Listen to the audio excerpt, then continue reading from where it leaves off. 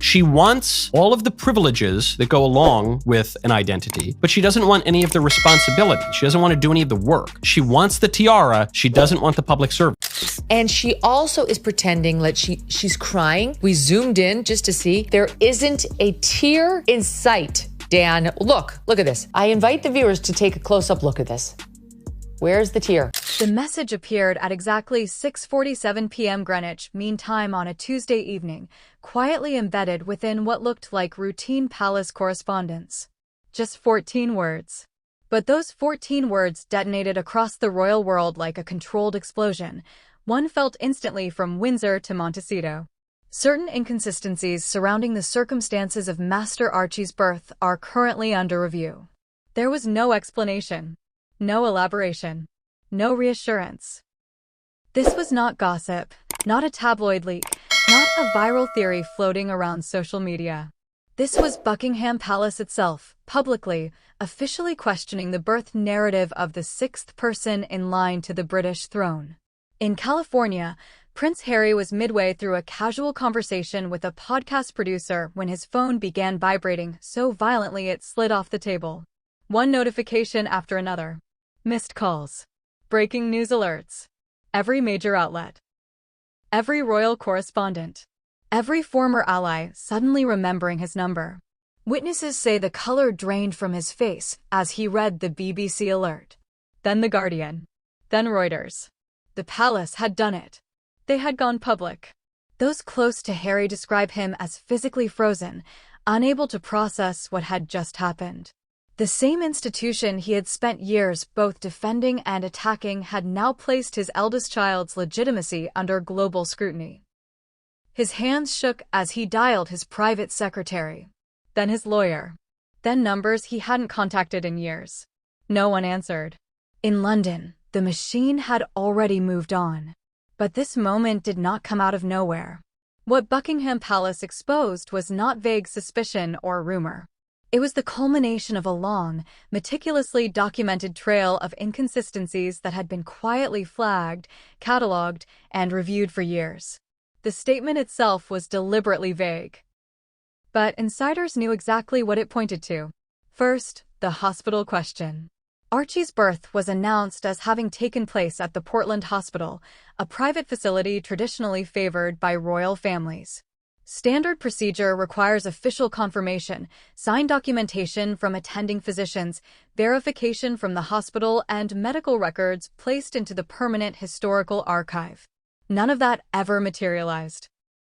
Instead, palace announcements relied on unusually passive language. The Duchess has given birth. Not delivered by. Not under the care of. Not at the Portland Hospital. Just has given birth. Language so carefully sanitized that it raised eyebrows among those trained to read between institutional lines. Then came the timeline anomalies. In the final weeks of pregnancy, Meghan's public appearances didn't align with standard late-term progression. Medical professionals who privately reviewed photographs noted inconsistencies. The baby bump appeared to shift in size and position. Movements and posture defied typical biological patterns. Quiet questions began circulating, first whispered, then logged. But the most serious issue was the documentation gap. Every royal birth generates an extensive paper trail. Signed statements. Medical verification. Official records. With Archie, documents were missing, delayed, or worded with such legal caution that constitutional scholars began to take notice. Individually, these discrepancies might have been dismissed.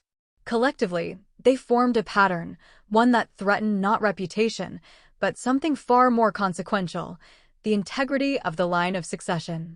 And once that line appeared vulnerable, institutional survival took precedence over family loyalty. The dossier that ultimately forced Buckingham Palace to act had been circulating within the highest levels of government for 18 months before the public statement was released. According to sources with direct knowledge, the file was devastating not because it accused, but because it questioned. Veteran medical staff who had overseen royal births for decades flagged the absence of standard procedures.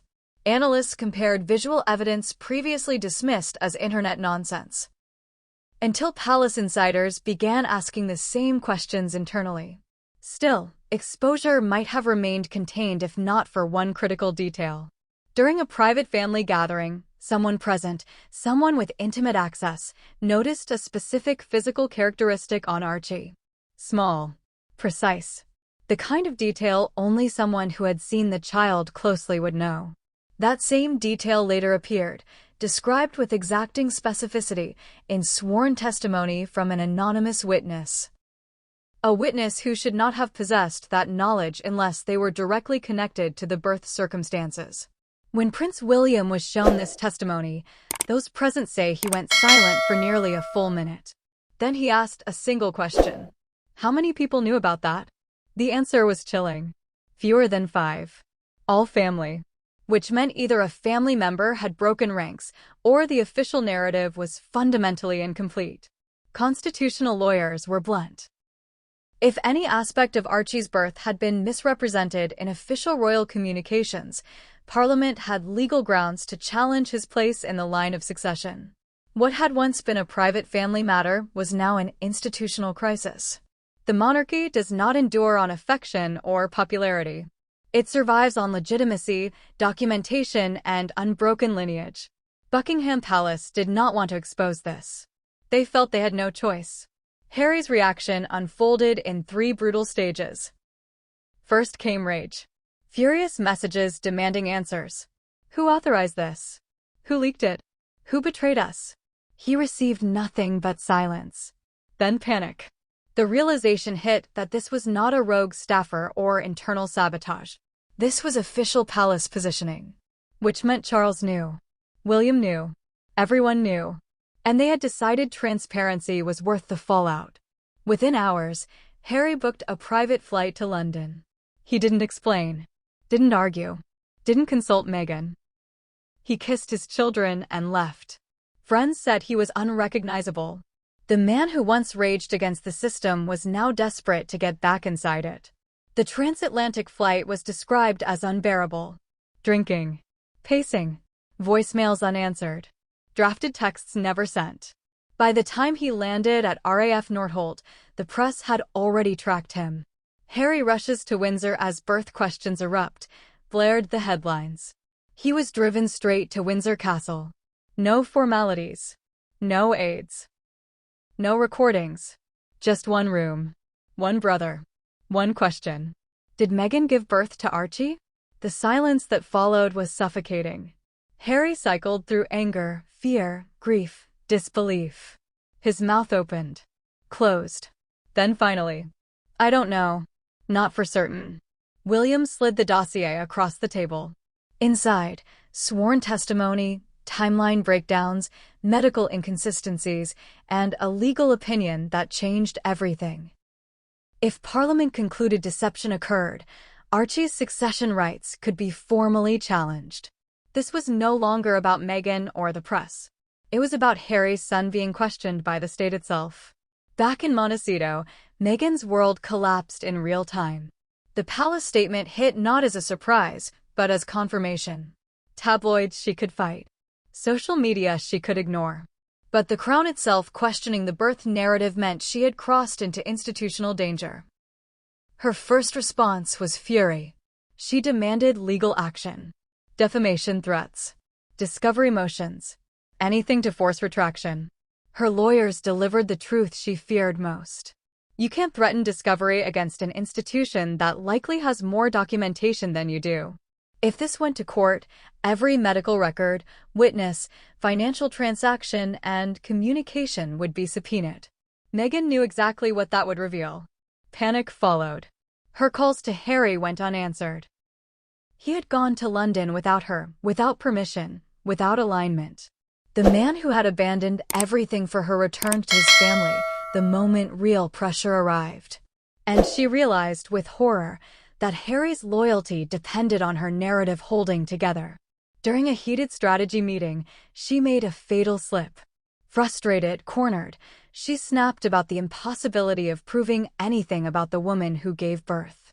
The room went silent. No one corrected her. No one asked for clarification. They exchanged looks that confirmed everything. This was no longer rumor. This was Buckingham Palace asserting constitutional authority. Meghan could fight journalists, but she could not fight the crown. Within 72 hours, Parliament moved. Quietly. Efficiently. A cross-party committee formed under the intentionally bland name Succession Clarification Working Group. No press conference. No fanfare. But everyone understood what it meant. The monarchy was being audited from within. Legal experts were precise. If succession was obtained through misrepresentation, even unintentionally, Parliament was obligated to investigate. This was not scandal. It was constitutional survival. The legal opinion delivered to MPs was devastating. Archie's place could be challenged. Not removed outright, but examined, litigated, verified. Medical records. Witnesses. Financial trails. Travel logs. Communications. Everything. Even MPs who had dismissed birth rumors as absurd found themselves unsettled, not by proof, but by unanswered questions. Buckingham Palace had done what years of speculation could not. It gave Parliament cover to ask. Harry returned to California 3 days later, fundamentally changed. Meghan knew immediately. He avoided eye contact. Went straight to the bedroom. Stayed there for hours. When he finally emerged, his voice was flat. "I'm done lying." For words that ended their marriage more definitively than paperwork ever could. Meghan exploded. Accusations. Betrayal. Choosing them over us. Harry shook his head, tears falling freely. "I'm choosing the truth for Archie, for Lilibet, for myself." He had read the dossier. Faced his brother. Spoken aloud the fear he'd buried for years. He didn't know what happened the day Archie was born. And that uncertainty had been weaponized until it became a national crisis. The argument that followed was described as primal. Accusations. Confessions. Rage that shattered a brand built on unity. Meghan demanded he stand with her publicly. Threaten the palace. Do what he always had. He couldn't. Because the palace hadn't attacked them. It had defended itself. And when forced to choose between a narrative and his child's future, Harry chose his child. Separate legal statements followed. No formal separation announcement, but the unity was gone. Harry withdrew from joint appearances. Meghan retreated behind lawyers and NDAs. Her comeback stalled, not through scandal, but institutional doubt. Hollywood interest evaporated. Projects froze. Podcasts vanished. Speaking invitations dried up. Not cancellation. Irrelevance. Harry became quiet. Focused solely on his children. Accepting that some truths matter more than loyalty, even when they destroy everything. The monarchy emerged damaged, but intact. Trust rebuilt through transparency. The message was unmistakable. Legitimacy comes before love. And the real tragedy lingered around two children who never asked for any of this, growing up under questions created by adults and exposed by an institution forced to act. Tom Bower's final words on the matter were blunt. Power built on illusion always collapses. The only question is how much damage it does before it falls. Buckingham Palace forced the collapse early. And Harry, stunned into confronting reality at last, was left to gather the pieces of a life built on a story he could never fully verify. This wasn't the end. It was the beginning of a truth delayed too long. And somewhere in Montecito, behind perfect walls and curated images, that truth became impossible to escape.